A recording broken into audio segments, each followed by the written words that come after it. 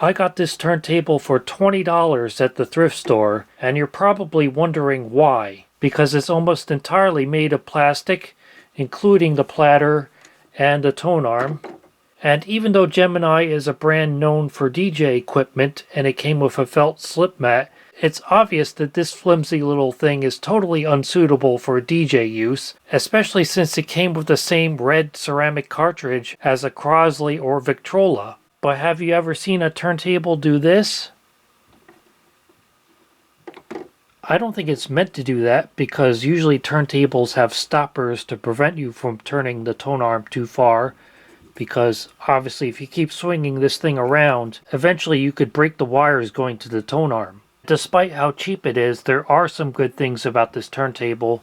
One is that the platter is full size, and there are lots of beginner's guides which say you should look for a turntable with a counterweight. Well, this one does have a counterweight, so it should meet their standards. It also has 78 RPM speed and adjustable pitch control, and it has a volume control because this thing has a built-in amplifier, and if you buy it new, it comes with a pair of external speakers. It has a list price of $149.95, but I've seen it on sale for under $100. This turntable was also sold as the Altec Lansing ALT900, but I believe that model has been discontinued. On the back, in addition to the left and right speaker outputs, you also get a power switch, the 12-volt DC power input, a switch to select between phonograph and Bluetooth mode. This does not stream the audio from the turntable out to a Bluetooth speaker or headphones. Instead, the Bluetooth mode is an input to stream music from your phone or tablet into this so you can use it as an amplifier. It also has RCA line level audio outputs and an auto stop switch for the turntable. Underneath it has rubber feet, speed adjustment trimmers for 33 and 45 RPM, and grills for where internal speakers could go if this was equipped with them, but in this case these are just empty holes because this one is designed for those external speakers. And I'm pretty sure that serial number means this one was made in 2021, so it's not that old. I can definitely tell something is not quite right with this crazy spinning around tone arm, because as soon as I turn it on, the platter starts to rotate even with the auto stop mode engaged, which means when the tone arm reaches the end of the record it's supposed to stop, but you can obviously tell that's not happening. The first sign that something was amiss was when I approached it at the thrift store and I noticed that the cartridge was just hanging loose like this, but I thought that was no big deal because that can happen quite easily with these snap-in cartridges when you go to try to take off the stylus. Sometimes if you're a little bit too rough, instead of just taking off the stylus, you take off the entire cartridge. But it's quite easy to just snap back into place, so that's what I did. But now when I put it down on a record, the cartridge is almost completely bottoming out. If I tried to play it like this, it would be rubbing against the surface of the record. And I thought that was just because it had a broken needle, but I replaced it, and it still does the same thing. And you may think that's because this tone arm is tracking too heavily, but if I measure it, it's almost exactly 5 grams, which is the recommended tracking force for this cartridge. So clearly this turntable suffered some kind of abuse or accident, which not only caused the tone arm to lose its end stops, but also damaged the cartridge. But that's actually no big deal because I planned on replacing it anyway with one of these cartridges with a flip-over stylus, which has the correct sized needle for playing 78s. I did a video a couple of years ago about these, which I'll include a link to. The new cartridge is installed and it's no longer bottoming out on the record. I tell you this because as an artist I think you'll understand.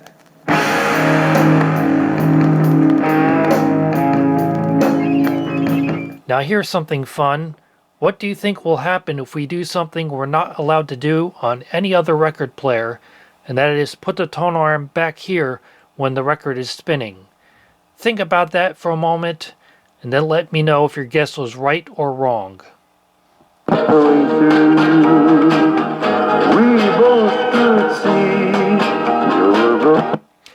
If you thought it was going to start playing backwards, then you're just as wrong as me. even though the groove is being pushed into the stylus instead of pulled along underneath it, it still plays in the same direction. Only been a friend to you.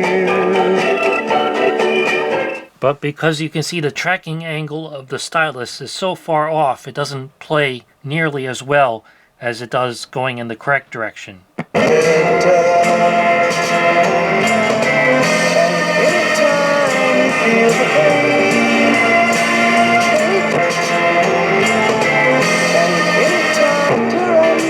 Yeah, it skips very easily. And here's that flip over stylus. You can see this side says LP. If I flip it over, that side says 78. And 78s do generally sound better when played with the correct 3mm stylus. However, if the record is heavily worn, it may actually sound better with an LP stylus.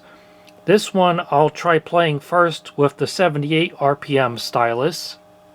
I've got love, oh what love, and what a place I'm thinking of. Now get your hat and come with me. Oh, never mind. Sounds very crackly. Now I'll switch over to the LP stylus. Listen to the difference. Now get your hat and come with me. Oh, never mind your hat. Come on along and see who can oogie oogie who can you and I can do. There's a little bit more hiss, but all those loud crackles are gone. Switch back to the 78 stylus.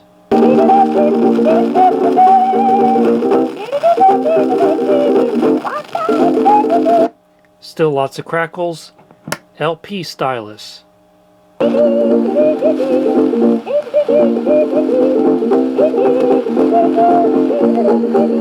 It sounds a lot better because the smaller stylus is playing it below the area of the groove which has been heavily worn. Under the ukulele tree, and then we'll make a little music, make a little dance, hand in hand, make a little kiss, make a little hug, and ain't love grand? Who can wicky wacky woo? Who can you and I can do under the ukulele tree?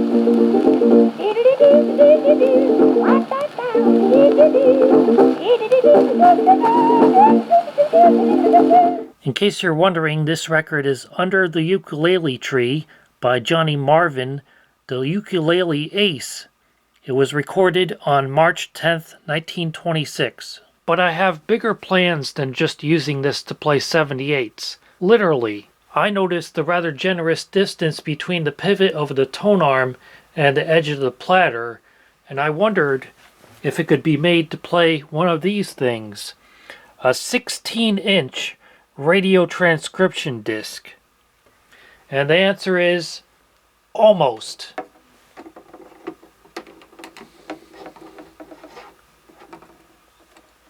Does go on the spindle, but doesn't quite fit under the tone arm. You can see there actually is a little bit of clearance between the edge of the record and the pivot of the tone arm, but all this stuff is in the way, plus this plastic housing on the tone arm is rubbing on the record. Looking inside, I can see exactly why this thing is acting so weird. This is the part that's supposed to prevent the tone arm from being swung around too far, and it is also supposed to hit this auto stop switch and cut the power to the motor when the tone arm is either at the rest position or gets close to the middle of the record. And it's just hanging loose like this, which means the tone arm is free to swing all the way around and the motor is running continuously. I now have a bunch of leftover parts and a rather janky turntable capable of playing 16-inch broadcast transcription records. I removed all the hardware of the tone arm rest and the cueing lever, so now it is imperative to use the stylus guard when you're not using the turntable. I also removed the C-clip holding the tone arm pivot in the bass, allowing it to be raised up, and it's propped up with a piece of sponge. I'll need to think of a more permanent solution for that. I also trimmed off some of this excess material from around this plastic base, allowing enough room for the 16-inch record to fit underneath it. And this was not strictly necessary, but I wired the output of the phono cartridge directly to the RCA jacks on the back of the turntable. So now I'm using this Radio Shack mixer because its ceramic phono input sounds a lot better than the circuitry built into the turntable, and it has a mono switch. There it is, set up to play a 16-inch transcription disc, and just to give you a comparison, here's a normal 12-inch LP, and here's a 7-inch single. And if you promise not to tell the people who are selling professional broadcast transcription turntables for hundreds or even thousands of dollars, I'll give you some direct hookup samples of what it sounds like. This record is from the CSAC Transcriptions Library Service. It's Jazz Classics, music by Maltby with orchestra and chorus.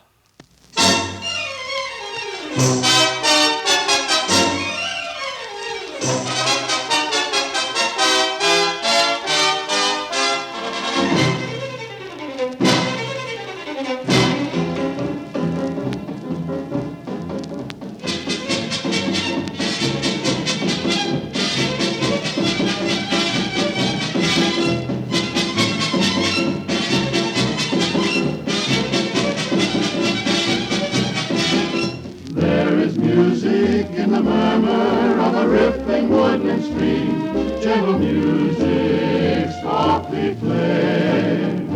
All the loveliness and wonder of the spell the world is under seems to harmonize the summer serenade.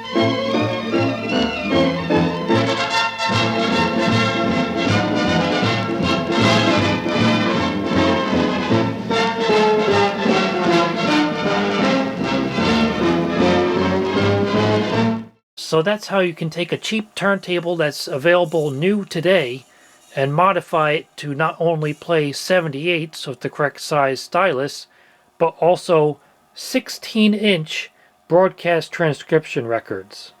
We'll meet at the end of the rainbow someday in the sweet light.